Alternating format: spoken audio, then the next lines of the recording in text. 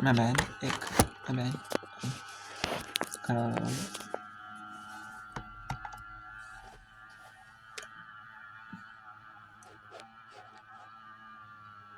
Being slow.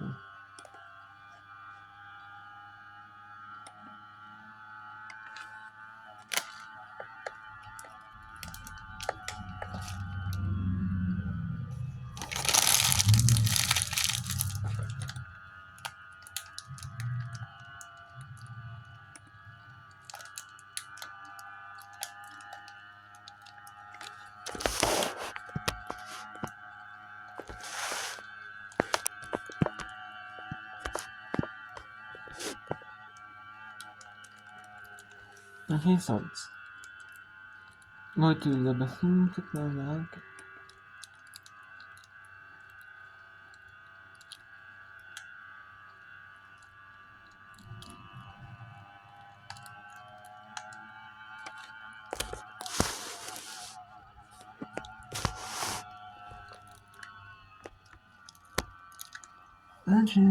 Okay, that's frustrating.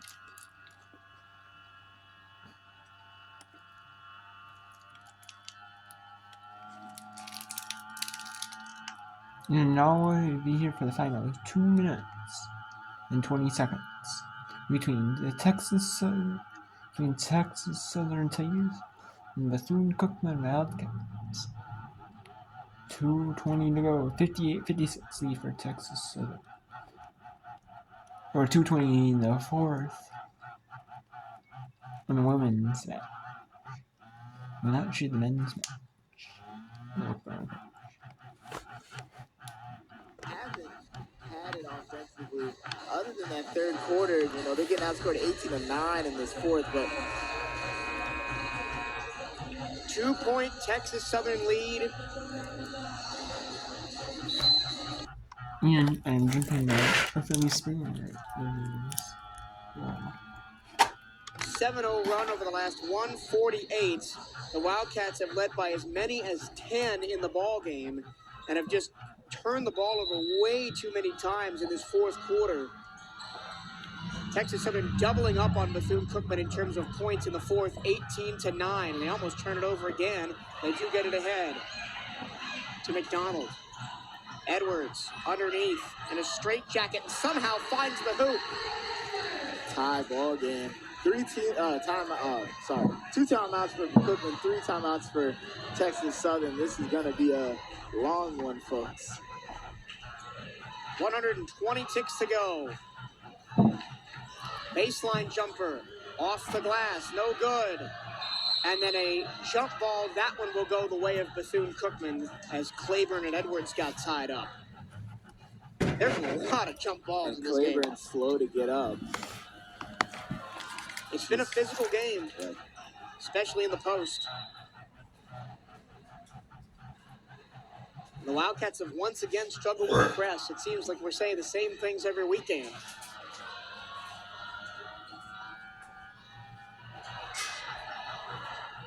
Minute 40 left. Tie ball game at 58. Is there magic left in these Wildcats? Kayla White floats it. McDonald has it blocked, but no, it is a foul. Almost thought they were going to get away with that one. Could hear the contact from up here.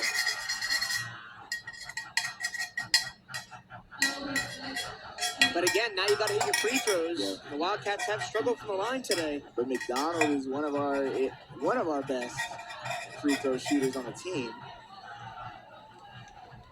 So you want her at the line, if anybody.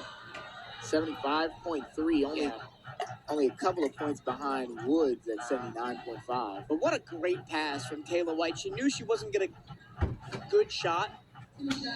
And then she found McDonald open. Yep. A floater pass down to her. And now good on the first for McDonald and the Wildcats lead. Remember, still 5 timeouts left combined. 3 for the Tigers, 2 for the Cats. This could be a while, the last couple of minutes. And look for them to probably take a timeout after this one, regardless of the result. It is no good. Rebound Texas Southern. 1 point Bethune-Cookman lead. 59-58. Turner, top of the key. Looking around for somewhere to go, and then she lost the ball. Kayla White, coast to coast, rolls it in off the window. 3-point lead for VCU. 1 minute to go. 1 minute left. No timeout taken. You have them for a reason at this point. Tigers have hit 4 threes in the game. Holmes, baseline. Turner, working underneath, scores. 1-point game again. And a whistle and a stoppage of play. Not sure if anybody called a timeout. Not sure what that stoppage was for, to be perfectly honest. Don't know. Nobody taking a timeout. 43 seconds to go. 12-second different shot clock to game clock. The Wildcats do take a timeout. They'll have one left after this. The most important possession of the game coming up for VCU. They lead by just 1. In case you missed it, recap all the excitement of a historic National Signing Day for Bethune-Cookman football by checking out the 2024 National Signing Day Show. Hear from head coach Raymond Woody Jr., offensive coordinator Joe Gerbino, and defensive coordinator Robert Wimberly for an inside look at everything Wildcats football. You can catch it anytime at youtube.com/CatEye Network.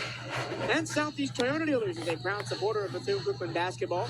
Visit your local Toyota dealers or explore Toyota.com today and take advantage of the deals on our full line of vehicles. Hence, the Wildcats have struggled in the half court all game long. Their best offense has been off of steals and getting runs out with Kayla White, who, by the way, is 1 point away from matching her career high that she set 2 days ago. Yeah. She's up to 18 points. What do you draw up out of this timeout if you're Coach Creighton? I mean, probably something that takes a lot of time off this clock regardless of the outcome. Neither team, even though Texas Southern has scored 20 points in this fourth quarter, you don't want to foul, obviously. Only 1 foul to give for the Wildcats, none for the Tigers. So if you get in, somebody in gets a reach in or something, now they're at the line. But obviously, you're going to want a good look for probably Kayla White.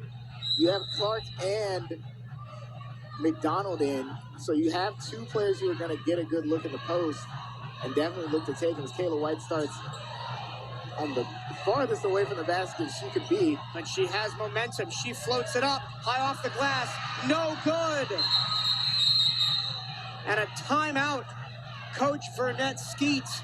1 second difference, shot clock to game clock. The Tigers could potentially hold for a game-winning shot.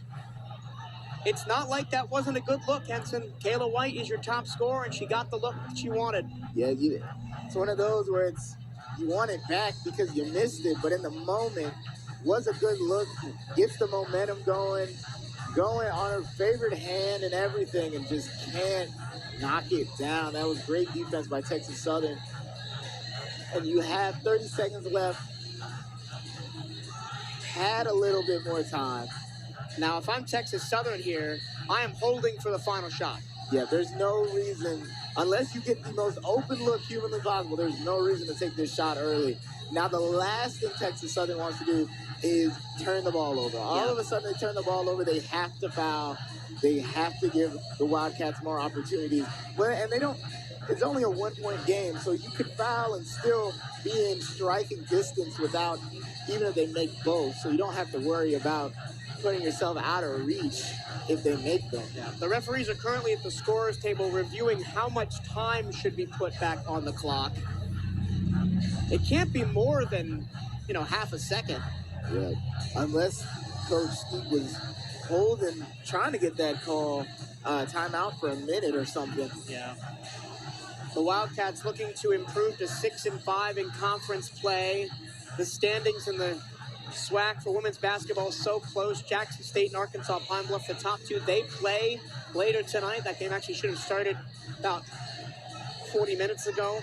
Grambling State, 3rd, Southern 4th, and then Bethune-Cookman, Alabama A&M, Prairie View A&M, and Florida A&M all at 5-5. A loss drops Bethune-Cookman from 5th to 8th and not out of the playoff race, but close to out of the playoff race.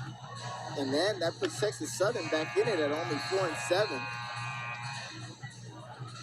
So everybody has everything to play for at this point in the season.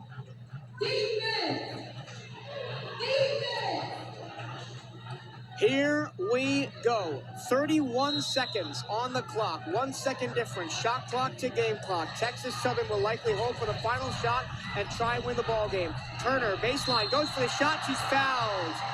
Kayla Clark protests her innocence. But the Wildcats are going to get another chance on offense after these free throws. With a ton of time, especially if she misses one. And that's what we said you didn't want to do if you're Texas Southern. Go fast and leave the Wildcats with time on the clock. Yeah, you didn't really have a reason. It was a good look, don't get us wrong, but you didn't have a reason to shoot it that fast. Now you have 28 seconds. The Wildcats don't have to shoot. The first free throw is good. It ties the game. Turner is the second best free throw shooter on the team, 78%. And she makes them both 62-61, 28 seconds left. Timeout, Bethune-Cookman. And not for nothing, that's Kayla Clark's fourth foul. I'm not sure it matters unless the Wildcats somehow find a way to score one and take it to overtime. You have 28 seconds. You have time on your side. You don't have the score on your side, but time. Yeah. And they can't foul you or they'll send you to the line. So I would go for a drive of some sort. If it's not there, kick it. Maybe get Chanel McDonald on a jump shot. Yeah. That's one of your highest percentage looks. And if you're doing that, you have 28 seconds. Drive and kick, maybe with around, I'd say 15, 20-ish seconds, somewhere around there. So that if you make it, they only have 9 seconds. Now, mind you, they do have 2 timeouts, so they'll be obviously able to draw something up on the other end. What drama here at Moore Gymnasium, and this is only the start. The second game of the doubleheader with the men's teams is coming up next, about half an hour after this game finishes. Morris is back in there with 4 fouls. Wildcats have to inbound this ball safely. They do. 25 seconds left, Cats down 1. Who will be the hero?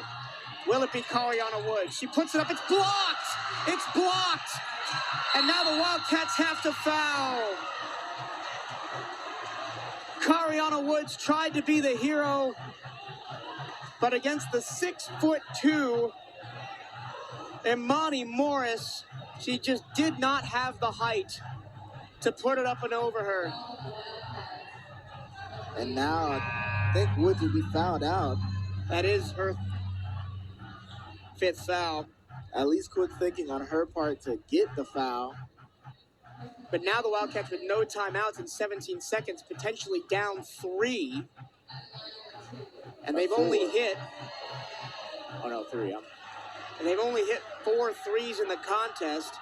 Kayla White has hit 2. Nobody else hit more than 1. Statistically, you maybe want Tucker to hit this. And it's missed. Second. And the Tigers have the ball. The Tigers have the rebound. It's a disaster for Bethune-Cookman down the stretch.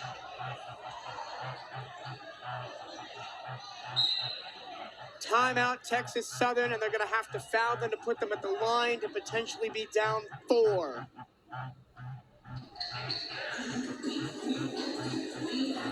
Just didn't have it right there. And that is pretty, if you're a Texas Southern fan, that is the perfect play, basically. You make the first one, so it's still a 2-point game. They can't win it if they get the ball back and get a layup or something. And now you have a second opportunity. So unless the Wildcats get a steal off the inbound and immediately take it coast to coast, they have to miss one.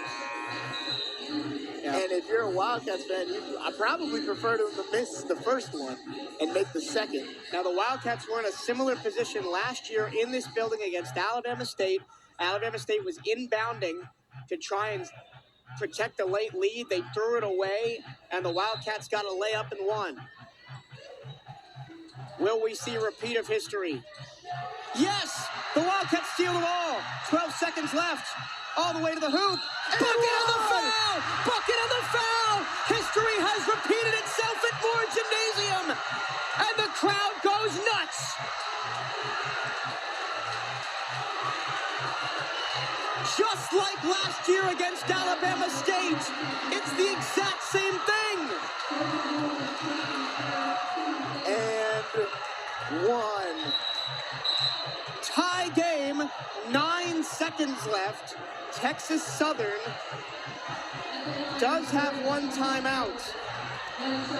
One shot for Deshante Edwards.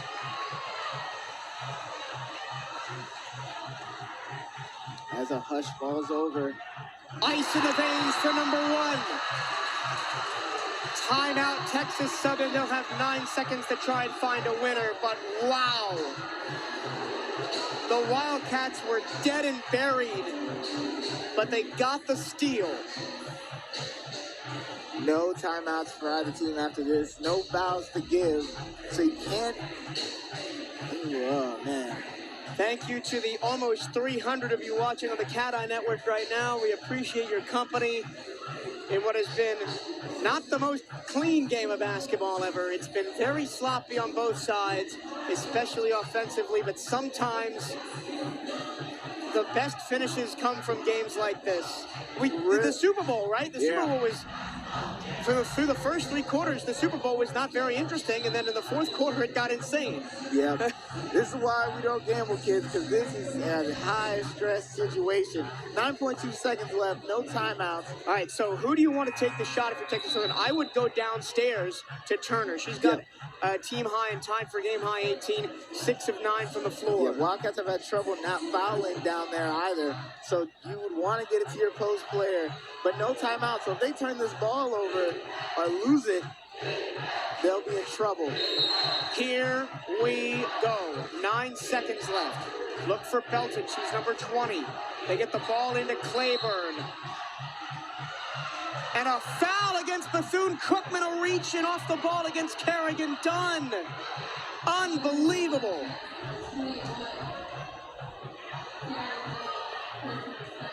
Now that... And Texas Southern is going to go to the line to try and win it with 8.2 to go. And as a fan of sports, not just as a Wildcat, I don't like that call. And it's Belton, the second best free throw shooter on this Texas Southern team, at the line. No correction. The second best shooter is Turner. Belton shoots it at 59%, which is still good. Made it. Tie game. And even on a miss, the Wildcats got to box out and get the rebound. No timeouts either. It's good. Texas Southern 65-64. Wildcats with 8 seconds. Taylor White up the floor. 4 seconds. White puts it up. Off the heel, no good. Texas Southern wins a thriller, an ugly thriller at Moore Gymnasium. And the Wildcats now have to steal one on the road to get to 500 in conference. What a heartbreaking loss for the Bethune-Cookman Wildcats. They had the Tigers in their sights, like ready to win. They had a good, I mean, it wasn't an easy win, but it was a win nonetheless. And wow.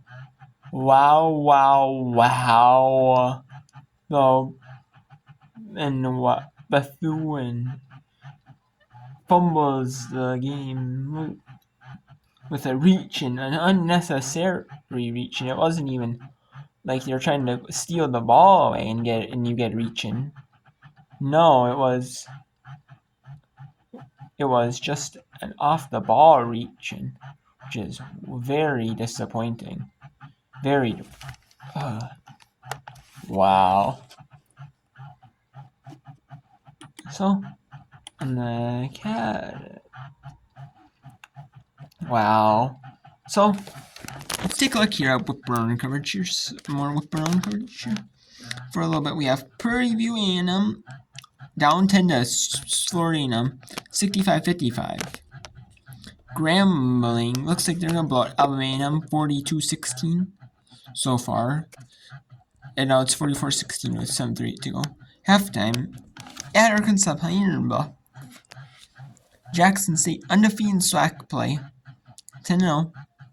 They're non-conference, so all of their teams they played some easy teams, some teams that were winnable for them, but some teams that were also like tough. That were like Power Fives, and they like and they're 37-26 the win or lead at halftime for them.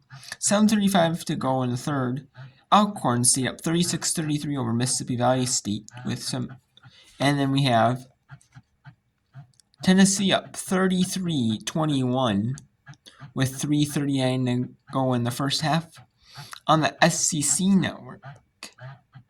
Now it's 34-21 with Rukia Jackson making the free throw. At 9 Eastern, 6 Pacific on ESPN2, a Pac-12 showdown. Arizona at number 10 USC.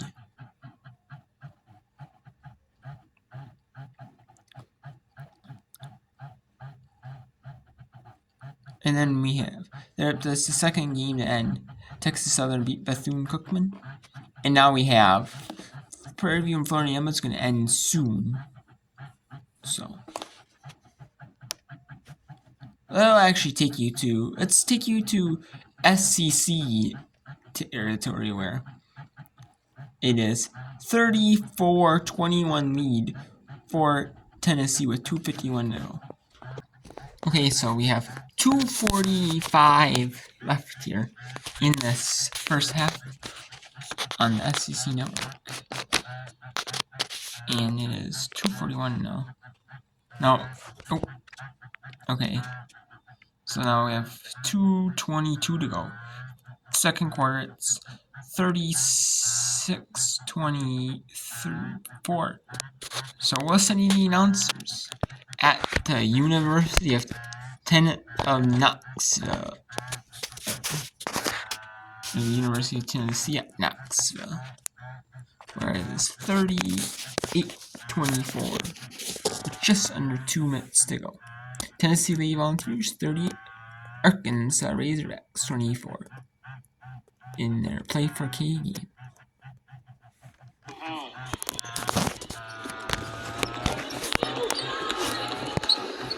Not much. And we'll show you the end of the first half. The rest of the first half of this. And then we'll show you a little bit of Grambling and Arkansas Pine Bluff. Or not Arkansas Pine Bluff. Alabama A&M, my bad. Alabama A&M taking on Grambling. Even though it's a blow, I'll show you some of that. A little bit of that. With 1:37 to go in the second quarter. 3 on Poffenbarger and 3 on Dowda. Ellis and Lawrence back on the floor.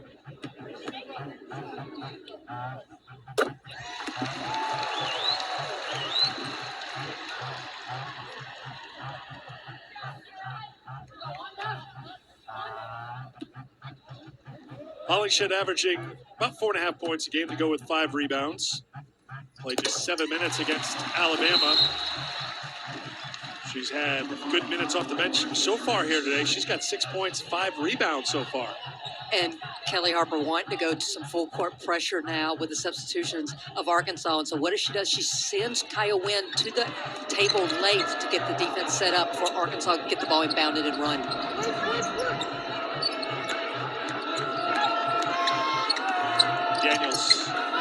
Daniels. Good defense by Spear with the block. Wynn back the other way. Offensive foul. Good defense on one end for Tennessee and good hustle to get back and take the charge for Arkansas. Absolutely. Love the aggressiveness by Kaya Wynn, but Talia Scott is there. And that's one thing Mike Neighbors said when he first started recruiting Talia Scott, it was her defense of why he was so impressed with her. Pretty sure he's happy with the offense, too. And 22 points a game will put a smile on his face, yes. She's gone for 20 or more 11 times this season. Spencer too strong, and the rebound comes out to Lawrence. Final minute of the quarter. Scott launches another deep three. Daniels picks it up. 3 bodies on the floor. Arkansas can't take advantage. Joel Spear slow to jog across half court. Hollingshead had the mismatch down low, but Tennessee did not get her the ball.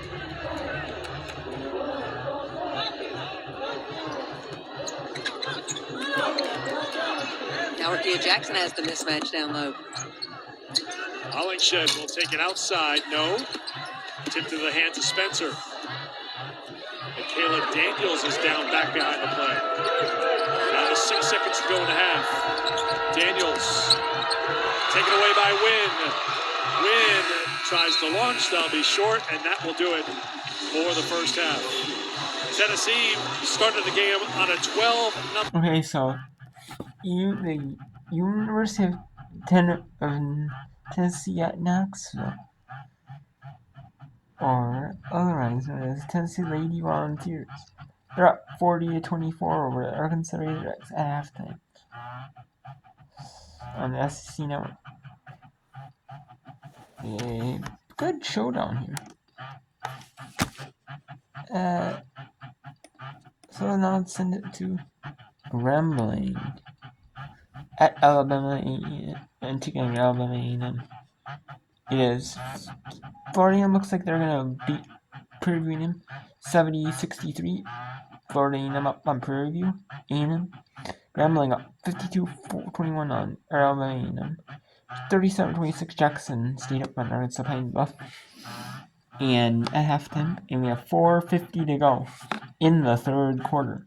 Mississippi Valley State 42. Alcorn State 44. Mississippi Valley State 42 at 4:01 in the third. And so we're going to show you a little bit of Alabama and Grambling.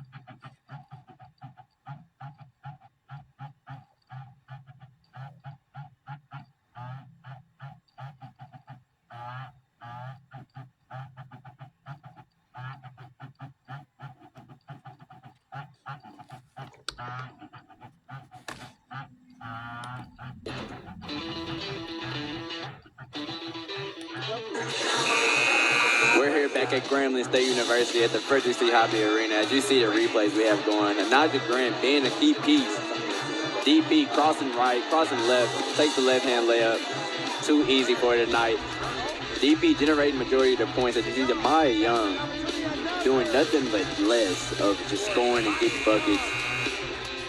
She was able to get 2 buckets back-to-back in less than maybe a minute. To me, it felt like 25 seconds. But we're back here on Willis Reed Court. We have a stop clock situation. Simmons directing traffic for her team. I'm going to say that was a clock. She had to stop and play. Warnsley, top of the key. Dixon in front of her. Screen set by Anaja Grant. Foul called on Dixon. She put an arm bar out there. And you cannot do that. I was a tad bit scared. I was hoping they didn't call that on Mrs. Grant. Because Grant is already in a little bit of foul trouble, too, Right. on the night so far. Dixon going to be checking out 3, for actually. Turner. Screen set, Warnsley. With Turner in front of her, kicks it to Grant. Grant, mid-range shot, no good. Tries to get the rebound, McKinney. McKinney ended up getting the ball somehow, and she was going to be a foul on Grambling State University. McKinney is a workhorse. I mean, she was fighting for it, never gave up. That's one thing about her. She will never do that. As Grambling's bigs is the best they've been in quite some time. Turner works it around, finds Bergen. Bergen takes her time. Kicks it to Turner. Corner three, no good. Rebound by Simmons. Lady Bulldogs keep possession. Kicks over to Bergen. Bergen with the pump fake. Drives, kicks it back out. Turner at the three-point line. Back to Simmons. Simmons with the three-point shot. Had to take it, no good. McKinnon and Wilson fighting for the rebound. That's what I like about Brenda McKinney. All she does is fight. Physicality without using fists. They are very physical in the paint there. And talking about McKinney.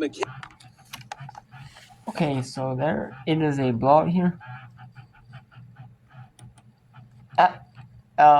In Grambling, Louisiana, there's a blowout here. And it is 52-21. Grambling is blown out of a meeting at Grambling University in Louisiana. Jackson State being Arkansas Pine 40-20, 46-44 Alcorn up on Mississippi Valley State. So this is a blowout. So if you want to watch that, it is free on YouTube on the Grambling State University YouTube channel. Or otherwise, you can watch just a Jackson State, Arkansas Pine, Buffalo, or Alcorn at Mississippi Valley State. But once halftime is over between Arkansas and Tennessee, we'll whip around between both games.